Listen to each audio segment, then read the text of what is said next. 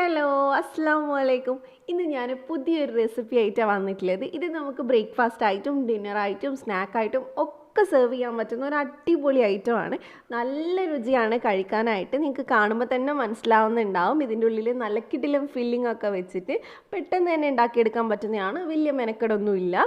നല്ല അടിപൊളി ഫില്ലിംഗ് ഒക്കെയാണ് കേട്ടോ അകത്തുള്ളത്.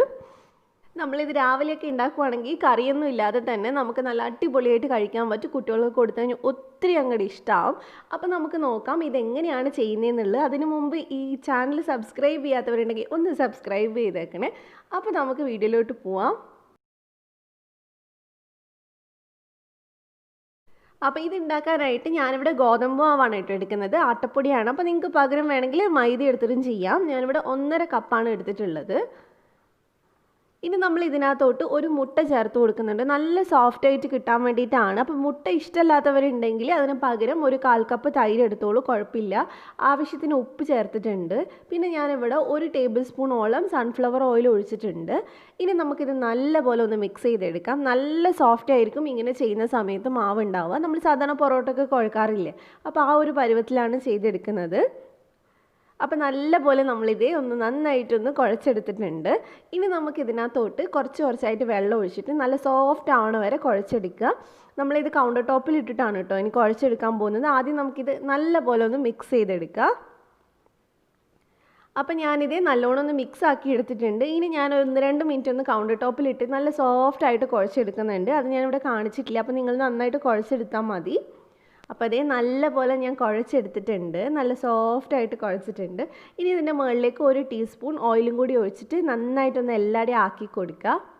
എന്നിട്ട് നമുക്കിതൊന്ന് അടച്ച് വെക്കാം. പറ്റുവാണെങ്കിൽ ഒരു അരമണിക്കൂർ എന്തായാലും ഒന്ന് വെക്കാൻ നോക്കുക. കാരണം നമ്മൾ മസാലയൊക്കെ ഉണ്ടാക്കുന്ന ആ സമയം ഇതൊന്ന് അടച്ച് വെച്ചാലും മതി. ഒരു അരമണിക്കൂർ 1 മണിക്കൂറൊക്കെ വെച്ചാൽ നല്ല സോഫ്റ്റായിട്ട് കിട്ടും മാവ്. അപ്പോൾ ഇനി നമുക്ക് മസാല ഉണ്ടാക്കണം. അതിന് വേണ്ടിയിട്ട് ഞാനിവിടെ 1 ടേബിൾ സ്പൂൺ ഓയിൽ ഒഴിച്ചിട്ടുണ്ട് കേട്ടോ. അപ്പോൾ അതിനകത്തോട്ട് ഞാനിവിടെ 2 കുഞ്ഞു സവാളയാണ് ചേർത്തിട്ടുള്ളത്. വലിയ സവാളയാണെങ്കിൽ 1 മതി. പിന്നെ ഇതിൽ ഒരു പച്ചമുളക് നടുകെ കീറിയിട്ട് ഇട്ട് കൊടുക്കുന്നുണ്ട്. അവസാനം എടുത്ത് കളയാനുള്ള എളുപ്പത്തിന് വേണ്ടിയിട്ടാണ്. അപ്പോൾ നിങ്ങൾക്ക് കുഴപ്പമില്ലെങ്കിൽ കുഞ്ഞു പീസായിട്ട് അരിഞ്ഞ് ചേർത്താൽ മതി. ഇവിടെ മോന് കൊടുക്കണോണ്ടാണ്. അപ്പോൾ നന്നായിട്ട് ഇതൊന്ന് വഴറ്റിയെടുക്കണം. അപ്പോൾ നമുക്ക് കുറച്ച് ഉപ്പ് കൂടെ ഇട്ടിട്ട് നല്ലോണം ഒന്ന് വഴറ്റിയെടുക്കുക. അപ്പം ഞാനിത് അത്യാവശ്യം നന്നായിട്ട് തന്നെ ഇവിടെ വഴറ്റിയെടുത്തിട്ടുണ്ട്. ഇനി ഇതിനകത്തോട്ട് ഒരു 3 അല്ലി വെളുത്തുള്ളിയും ഒരു ചെറിയ കഷ്ണം ഇഞ്ചിയും കൂടി ചതച്ചതൊന്ന് ചേർത്തിട്ടുണ്ട്. എന്നിട്ട് നമുക്ക് നന്നായിട്ടൊന്ന് മിക്സ് ചെയ്തെടുക്കാം. ഇതിന് ഞാൻ മുട്ടയുടെ ഫില്ലിംഗ് ആണ് കൊടുത്തിട്ടുള്ളത്. നിങ്ങൾക്ക് വേണമെങ്കിൽ ചിക്കൻ വെച്ചിട്ടൊക്കെ ചെയ്യാം. ഇനി ഇതിലേക്ക് ഒരു 1/4 ടീസ്പൂൺ മഞ്ഞൾപ്പൊടി ചേർത്തിട്ടുണ്ട്. അതേപോലെ തന്നെ ഒരു 1/2 ടീസ്പൂൺ മുളക് പൊടി ചേർത്തിട്ടുണ്ട്. എരിവ് നോക്കിയിട്ട് ചേർക്കുക. ഒരു 1/4 ടീസ്പൂൺ ഗരം മസാല, അതേപോലെ തന്നെ ഒരു 1/4 ടീസ്പൂൺ കുരുമുളക് പൊടിയും കൂടി ചേർത്തിട്ടുണ്ട്. ഇനി നന്നായിട്ടൊന്ന് മിക്സ് ചെയ്തെടുക്കുക. എരിവ് കൂടുതൽ വേണമെങ്കിൽ നിങ്ങൾ എങ്ങനെയാണെന്ന് വെച്ചാൽ ചേർത്തോളൂ, കുഴപ്പമില്ല. ഞാൻ ഒത്തിരി അങ്ങോട്ട് എരിവ് ചേർത്തിട്ടില്ല, കാരണം കാശ്മീരിയാണ് ഞാൻ എടുത്തിട്ടുള്ളത്. അപ്പം നന്നായിട്ട് മസാലയൊക്കെ ഒന്ന് പച്ചമണം മാറിയിട്ടുണ്ട്. ഇനി നമുക്കിത് ഈ പച്ചമുളക് എടുത്ത് അങ്ങോട്ട് മാറ്റാം. ഇനി നമ്മൾ ഇതിനകത്തോട്ട് മുട്ട പൊട്ടിച്ചൊഴിക്കണം. അപ്പം നടുക്ക് നമുക്ക് ഇതേപോലെ കുറച്ച് സ്പേസ് ഉണ്ടാക്കാം. ഞാനിവിടെ 2 മുട്ടയാണ് എടുക്കുന്നത്. അപ്പം നമുക്ക് ഇതിൻ്റെ നടുക്കായിട്ട് 2 മുട്ട പൊട്ടിച്ചൊഴിക്കണം. അതെന്നിട്ട് അപ്പം തന്നെ നമുക്കൊന്ന് നന്നായിട്ട് മിക്സ് ചെയ്തെടുക്കാം. ഇനി നമ്മൾ ഇതൊന്ന് ഡ്രൈ ആക്കി എടുക്കണം. നിങ്ങൾക്ക് മുട്ട വലിയ പീസായിട്ടാണ് വേണ്ടെങ്കിൽ കുറച്ച് നേരം വെച്ചിട്ടൊന്ന് മിക്സ് ചെയ്തെടുത്താലും മതി. അപ്പോൾ ഇനി നമ്മൾ ഇതിനകത്തോട്ട് ഒരു 2 ടേബിൾ സ്പൂൺ മല്ലിയിലയും കൂടി ചേർക്കുന്നുണ്ട്. നല്ല ടേസ്റ്റ് ആയിരിക്കും അങ്ങനെ ചെയ്യുന്ന സമയത്ത്. അപ്പോൾ ഇനി നമുക്ക് നല്ലോണം ഒന്ന് ഡ്രൈ ആക്കി എടുക്കാം. ഈ സമയത്ത് ഉപ്പ് കുറവാണെങ്കിൽ നമുക്ക് ആവശ്യത്തിന് ഉപ്പ് ചേർത്ത് കൊടുക്കാം. നമ്മൾ മുട്ടയ്ക്ക് ഉപ്പ് ചേർത്തിട്ടില്ല. ഇനി നമുക്കിത് നന്നായിട്ടൊന്ന് മിക്സ് ചെയ്തിട്ട് തീ അങ്ങ് ഓഫ് ചെയ്യാം. നമ്മുടെ മസാല ഇവിടെ റെഡി ആയിട്ടുണ്ട്. നല്ല സിമ്പിളായിട്ടുള്ള മസാലയാണ്. അപ്പോൾ ഇനി നമുക്ക് ബാക്കി കാര്യം ചെയ്യാം. അപ്പോൾ ഞാനിതേ മാവ് ഏകദേശം 1 മണിക്കൂർ വെച്ചിട്ടുണ്ടായിരുന്നു. അത് വെച്ചിട്ട് ഞാൻ വേറെ പണിക്ക് പോയിട്ടാണ് വന്നിട്ടുണ്ടായിരുന്നത്. അപ്പോൾ നിങ്ങൾ ഒരു അരമണിക്കൂറെങ്കിലും കുറഞ്ഞത് വെച്ചാൽ മതി.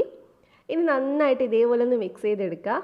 നല്ല സോഫ്റ്റ് ആയിട്ടുള്ള നിങ്ങൾക്ക് മാവ് കാണുമ്പോൾ മനസ്സിലാവുന്നുണ്ടാവും. ഇനി നമുക്കൊരു ചപ്പാത്തി മാവിനെടുക്കുന്ന അത്രയും വലുപ്പത്തിലുള്ള ഒരു ഉരുള എടുക്കാം. എന്നിട്ട് നന്നായിട്ട് ഇതേപോലെ ഒന്ന് റോൾ ചെയ്ത് കൊടുക്കുക. ഇത് നമുക്ക് പരത്തിയെടുക്കാനായിട്ട് റോളറൊന്നും ആവശ്യമില്ല. ജസ്റ്റ് ഇതേപോലെ നമ്മുടെ ചപ്പാത്തി പലകയിൽ കുറച്ച് എണ്ണയൊന്ന് തടവി കൊടുക്കാം. കാരണം പൊടിയിട്ട് ചെയ്യുന്നതിനേക്കാളും കുറച്ചും കൂടി നമുക്ക് എളുപ്പം ഇങ്ങനെ ചെയ്യുന്നതാണ്. എന്നിട്ട് 2 കൈ വെച്ചിട്ട് ഒന്ന് നന്നായിട്ടൊന്ന് വലിച്ച് പരത്തിയെടുത്താൽ മതി. സിമ്പിളാണ്, കാരണം നമ്മളിത് എണ്ണ തേച്ചതുകൊണ്ടും അതേപോലെ തന്നെ സോഫ്റ്റായ മാവായതുകൊണ്ടും നമുക്ക് എളുപ്പത്തിൽ ചെയ്തെടുക്കാൻ പറ്റും. ഇനി ഇതിൻ്റെ നടുക്കായിട്ട് നമുക്ക് 2 സ്പൂൺ മസാല വെച്ച് കൊടുക്കാം. നമ്മൾ പരത്തുന്ന സമയത്ത് ഒരുപാട് തിന്നായിട്ട് പരത്തി എടുക്കരുത്, ജസ്റ്റ് ഒന്ന് ഇതുപോലെ ഒന്ന് വലിച്ചെടുത്താൽ മാത്രം മതി. ഇനി നമുക്ക് ഇതെല്ലാം കൂടി ഒന്ന് മുകളിലോട്ടൊന്ന് ജോയിൻ ചെയ്യിപ്പിച്ചെടുക്കാം. ഇതേപോലെ ചെയ്തെടുത്താൽ മതി. മസാല ഫുൾ അതിൻ്റെ ഉള്ളിൽ കിടക്കുന്ന ആ ഒരു പരുവത്തിലാണ് നമ്മൾ ചെയ്തെടുക്കുന്നത്. ഒട്ടും തന്നെ പുറത്ത് കാണാൻ പാടില്ല. അപ്പോൾ ഇതേപോലെ ഒന്ന് ചെയ്തെടുത്താൽ മതി.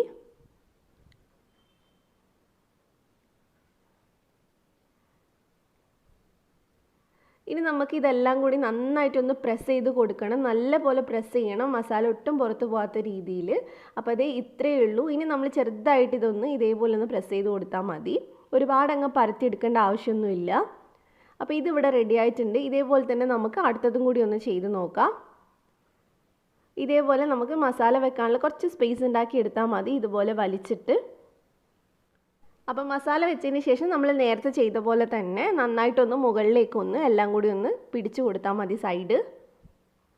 ഇത് അത്യാവശ്യം കട്ടിയുള്ളത് കൊണ്ട് തന്നെ നമ്മളിങ്ങനെ ചെയ്യുന്ന സമയത്ത് പൊട്ടി പോകുന്നുമില്ല. നന്നായിട്ട് ഇതേ മേൽഭാഗം ഇതേപോലെ ഒന്ന് ചുരുട്ടി ഒന്ന് പ്രസ് ചെയ്ത് കൊടുക്കാം. അപ്പോൾ അതേ ഇതും ഇവിടെ റെഡി ആയിട്ടുണ്ട്. അപ്പോൾ അതേ നമ്മളെല്ലാം ഇവിടെ ചെയ്തെടുത്തിട്ടുണ്ട്. ഈ മാവ് വെച്ച് നമുക്കൊരു 8 എണ്ണമാണ് കേട്ടോ ഉണ്ടാക്കിയെടുക്കാൻ പറ്റിയിട്ടുള്ളത്. അപ്പോൾ ഇനി നമുക്കിതൊന്ന് ഷാലോ ഫ്രൈ ചെയ്തെടുക്കണം.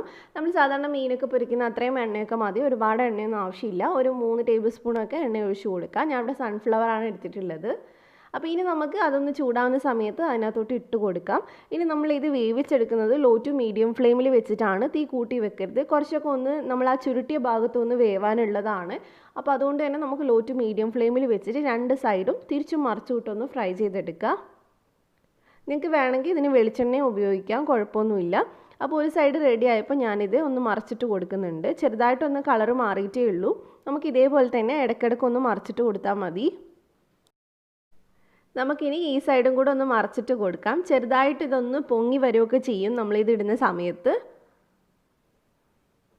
അപ്പോൾ ഇനി കുറച്ചും കൂടി ഒന്ന് കളറ് വരാൻ വേണ്ടിയിട്ട് ഞാൻ വെക്കുന്നുണ്ട്. ഇതേ ഇപ്പം നന്നായിട്ട് കളറൊക്കെ ചേഞ്ച് ആയിട്ടുണ്ട്, നല്ല അടിപൊളിയായിട്ട് മുരിഞ്ഞ് വന്നിട്ടുണ്ട്. ഇത് നമ്മൾ ചൂടോടെ തന്നെ കഴിക്കാൻ നോക്കുക.